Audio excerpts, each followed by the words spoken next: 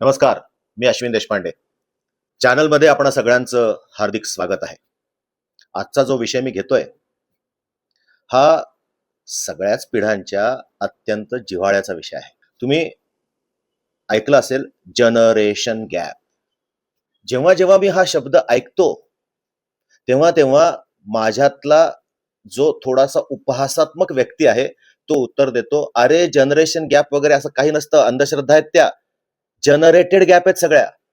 म्हणजे आपण आधीच्या पिढीमध्ये आणि नंतरच्या आजच्या पिढीमध्ये मुद्दामहून दरी निर्माण करतो आहोत, ती कधी नसतेच. हा माझा ठाम मताचा विषय आहे. असो, या विषयाला पुढे नेण्या अगोदर जर का चॅनलला आतापर्यंत सबस्क्राईब केलं नसेल तर ताबडतोब सबस्क्राईब करा. लाईक, शेअर, कमेंट करायला विसरू नका. आणि हो, माझे आपल्या व्यक्तिमत्व विकासाबद्दलचे आणि इतर आयुष्याच्या अनेक विषयाबद्दलचे, अध्यात्माबद्दलचे, ध्यानाबद्दलचे बाकी व्हिडिओ जरूर पहा. फायदा असेल तर करायला काय हरकत आहे, नाही का? तर पुन्हा एकदा आजच्या विषयाकडे वळूयात. अशा 7 गोष्टी ज्या आधीच्या पिढीने आजच्या पिढीला सांगितल्यानंतर त्यांनी कधीही त्याच्याकडे दुर्लक्ष करू नये. जर का दुर्लक्ष केलं तर आयुष्य गुंतागुंतीचं होईल, आणि लक्ष देऊन ऐकलं आणि त्याला जर का फॉलो केलं, त्याचा जर का खऱ्या अर्थाने मागोवा घेतला तर आयुष्य आजच्या पिढीचं सोपं होऊ शकतं. अशा 7 गोष्टी मी तुम्हाला आज सांगणार आहे. पहिली गोष्ट, आपल्या आयुष्यामध्ये मनःशांती केव्हाही जास्त महत्वाची असते. स्वतःला सिद्ध करण्यापेक्षा मनःशांतीला आपण प्राधान्य दिला पाहिजे.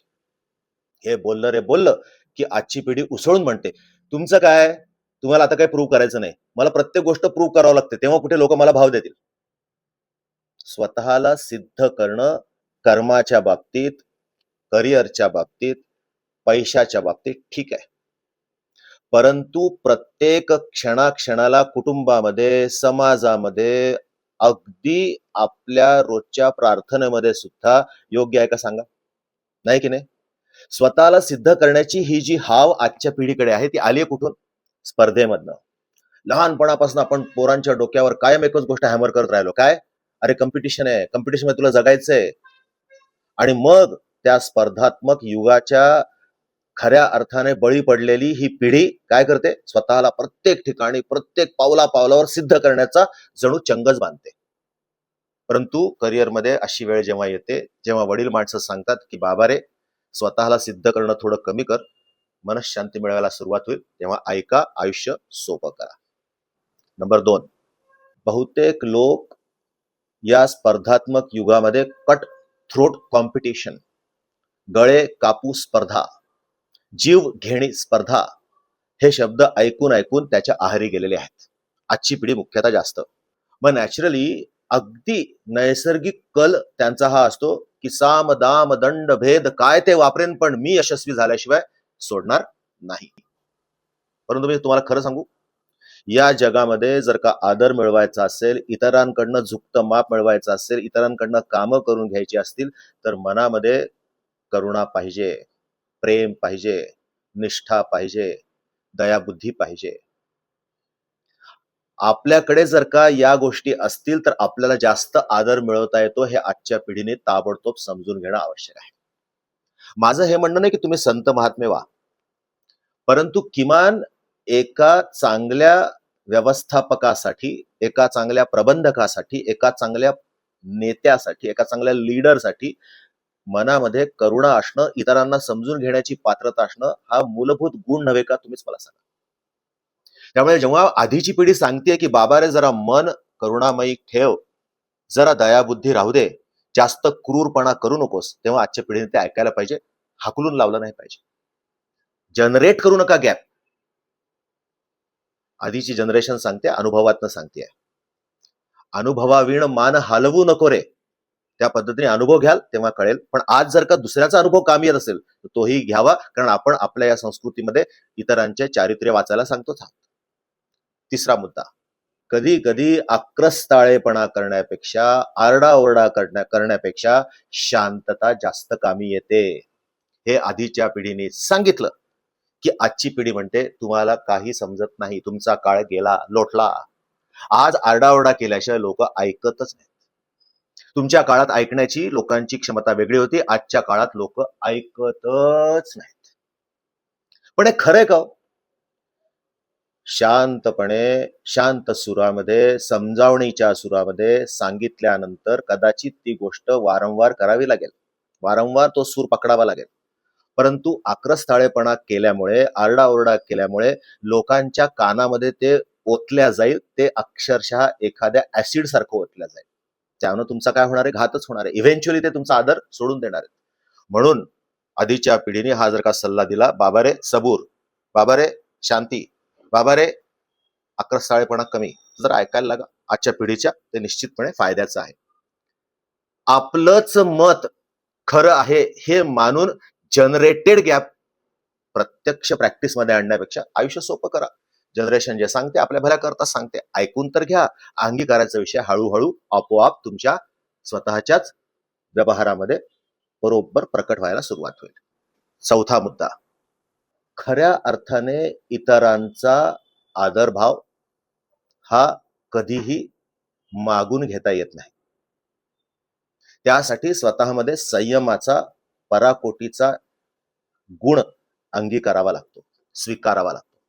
म्हणून मागची पिढी म्हणते आपल्याला, अरे बाबा जरा पेशन्स ठेव, पी हळद आणि हो गोरी. आज इन्स्टंटचा जमाना आहे सगळा, आणि त्यात कम्प्युटर एजने काय केलंय, जग इतकं वेगवान करून ठेवलंय, विचार एवढे वेगवान करून ठेवलेत की नंतरच्या पिढीनी आधीच्या पिढीला सांगायचं की तुमचा प्रोसेसर स्लो आहे. तुम्हाला काय, आमचे प्रोसेसर फास्ट आहेत. आम्ही 64 जीबीचे प्रोसेसर लावून जन्माला आलोय. तुमचा 16 जीबीचा 8 जीबीचा असेल. तुमच्यासारखा संयम आमच्याकडे नाही. ते चक्कपैकी आधीच्या पिढीला खूप स्लो आहे हे लेबल लावून मोकळे होतात.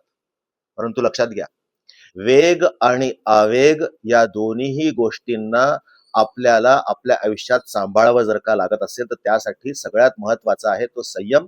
आणि ती संयमितता आपल्यामध्ये आणणं, आपल्या कॅरेक्टरमध्ये आणणं, आपल्या चारित्र्यामध्ये अंगीकारणं हे फार महत्वाचं आहे. म्हणून आजच्या पिढीने प्रत्येक गोष्ट आत्ता पाहिजे हा अट्टहास सोडून थोडा संयम, थोडी वाढ बघण्याची वृत्ती, थोडस हळूहळू प्रगतिशील होण्याकडची पावलं जर का उचलली, तर कदाचित त्यांच्या आयुष्यातही सुख नांदायला सुरुवात होईल आणि आयुष्य सोपं होईल. पाचवा मुद्दा, जेव्हा खऱ्या अर्थाने यातना, वेदना, आजार माग लागतील, तेव्हा तुला खऱ्या अर्थाने आरोग्याची किंमत कळेल. बाबा रे काय शेड्यूल आहे तुझं, कधी उठतोस, कधी जातोस, कुठं खातोस, कुठं पितोयस, कोणाची संगत आहे, याच्याकडे काहीच लक्ष नाही करे तुझं. हे आधीच्या पिढीने बोललं की आजची पिढी समोरच्या त्या आधीच्या पिढीला नेस्त नाबूद करायला बसलेली आहे. आधीची पिढी काय सांगतेय, त्यांच्या अनुभवातनं सांगतेय की त्यांनी आपल्या तब्येतीकडे, आपल्या आरोग्याकडे कधीच लक्ष दिलं नाही, आपल्या शरीराकडे लक्ष दिलं नाही, आपल्या मनाकडे लक्ष दिलं नाही, आपल्या बुद्धीकडे लक्ष दिलं नाही. त्याच्यामुळे त्या स्लो झालेल्या असतात थोडेसे. त्यांनी जर काही तत्व आधीपासून पाळलं असतं, जे संत महात्मे सांगत आलेत की बाबांनो तिन्हीचा सांभाळ करा, आणि हे जर का त्यांना आता कळून चुकलं असेल अनुभवाने की मी योग्य वेळी योग्य त्या गोष्टींकडे लक्ष द्यायला पाहिजे होतं, तर ते कळकळीने तुम्हाला सांगणार आजच्या पिढीला की तुम्ही तरुण आहात, तारुण्यामध्ये शरीराकडे लक्ष द्या. शेड्यूल, जीवन पद्धती, सवयी सगळ्याच्या सगळ्या जरा स्वतःच्या निरीक्षणाच्या कक्षेत आणा, जरा स्वतःच्या साक्षीभावाने स्वतःकडे बघा, आणि याला जर का आरोग्याची कास धरता आली तर भले. म्हणून आपण करतो आहोत तेच योग्य हा तास इथं जरी धरला तरी सुद्धा पुढे तुमची लवकर वाट लागेल. अहो आजची पिढी कदाचित 60व्या वर्षी म्हातारी दिसायला लागते. ही पिढी, आजची जी पिढी आहे ती 40व्या वर्षी म्हातारी दिसायला सुरुवात झाली तर काय कामाचं. म्हणून आधीची पिढी सांगते ते विवेकाचे बोल कधी कधी ऐकायला काय हरकत नाही. मुद्दा क्रमांक 6, ज्या वेळेस खऱ्या अर्थाने कुटुंबासोबत घालवलेल्या क्षणांची किंमत कळेल, तोवर कदाचित कुटुंबाची वाताहत झालेली असेल. हे जेव्हा एखादा वडील माणूस घरामध्ये प्रकट करतो, त्यावेळेस त्याच्या मनामध्ये एवढीच कळकळ असते की किमान संध्याकाळचं जेवण सगळ्यांनी एकत्र येऊन करावं रे, जरा गप्पा माराव्या रे, आपापसामध्ये संवाद करावा रे, एकमेकांना प्रेम द्यावं रे, एकमेकांची काळजी घेतो हे बोलून दाखवावं रे. जेव्हा ही कळकळ एखाद्या तरुण व्यक्तीने कानावर पडल्या पडल्या रिॲक्शन दिली की तुम्हाला काय काय कामधंदे नाही, माझ्या मागे 100 काम आहेत, एका क्षणाची फुरसत नाही, श्वास घ्यायची फुरसत नाही, आणि तुम्हाला पडले कुटुंबाला वेळ दे, शक्य तरी आहे का. पण मित्रांनो लक्षात घ्या, जेव्हा तुमची ही वेळ येईल तेव्हा तुम्हाला हे बोल आठवतील, कुटुंब पण आठवेल, आणि कुटुंबासोबत त्या त्या वर्तमानामध्ये आपण वेळ का नाही दिला याचा पश्चाताप पडेल. म्हणून वडिलांचे विवेकाचे बोल ऐका, तरी विनाकारण ताणू नका, मोठी करू नका. 7वा आणि शेवटचा मुद्दा. हे जग अत्यंत गतिमान आहे बरं का. पण या गतिमानतेवर त्याच्याही पेक्षा जास्त गतिमान आपलं सुशिक्षित, सुसंस्कारी, विवेकशील मन राज्य करू शकतं, यावर विश्वास ठेवा. आणि या विवेकाने, या सुशिक्षित संस्कारी मनाने स्वतःला जर का सांगायला सुरुवात केली की थोडंसं स्लो डाऊन करा, थोडीशी गती कमी करा आयुष्याची, तर त्यात आपलं भलं आहे. तुम्हाला मी एक उदाहरण देतो. तुम्ही 80च्या स्पीडने जे ऑब्झर्व करता गाडीत बसून, त्याच्यापेक्षा जर का स्लो केलं, एक मोटरसायकलवर बसलात, 40च्या स्पीडने गेलात, तर तुम्हाला निरीक्षण चांगलं जमेल. त्याही पेक्षा अजून स्लो झालात, जर का चालत चालत त्याच प्रदेशात फिरलात, तर तुम्हाला जास्त गोष्टी निदर्शनास यायला सुरुवात होईल. म्हणून आयुष्यामध्ये चांगला निरीक्षक बनणं, साक्षीभाव जागृत करणं आणि स्वतःच्या आयुष्याकडे गांभीर्याने बघता बघता खूप सारा विवेक जागृत करायचा असेल, तर हे जरा स्वतःला स्लो डाऊन करणं खूप आवश्यक आहे. त्याच्यामुळे आपलीच निरीक्षण शक्ती वाढते. जेव्हा केव्हा आपल्या घरातला वडील माणूस हे सांगतो, तेव्हा त्याच्यावर वफरण्यापेक्षा, त्याच्यावर डाफरण्यापेक्षा, त्याला डिस्कार्ड करण्यापेक्षा, त्याला टाकाऊ समजण्यापेक्षा त्या बोलांकडे जरा आपण लक्ष द्यायला पाहिजे. म्हणून पुन्हा एकदा जिथून सुरुवात केली होती तिथं आलो. या 7 विषयांना आजपासून गांभीर्याने घ्या. गॅप जनरेट करू नका. मान्यच आहे, 2 जनरेशन मध्ये गॅप आहे. काळ लोटलाय, समय पुढे गेलाय. आजची जीवन पद्धती वेगळी आहे, आधीची जीवन पद्धती वेगळी होती. आम्ही हे म्हणतच नाहीये साहेबा की दोघांनी एकसारखा विचार करावा, परंतु आधीच्या पिढीकडनं आलेले विवेकाचे बोल, भल्या करता सांगण्यात आलेले बोल तसेच्या तसे नाकारण्यापेक्षा त्याच्यावर थोडासा विचार करा, मंथन करा, मनन चिंतन करा आणि आजच्या पिढीच्या फायद्यासाठी जे तुम्हाला करता येईल ते ताबडतोब आपल्या आयुष्यात अंगी करा. झालं तर बरंच आहे. आज एवढंच.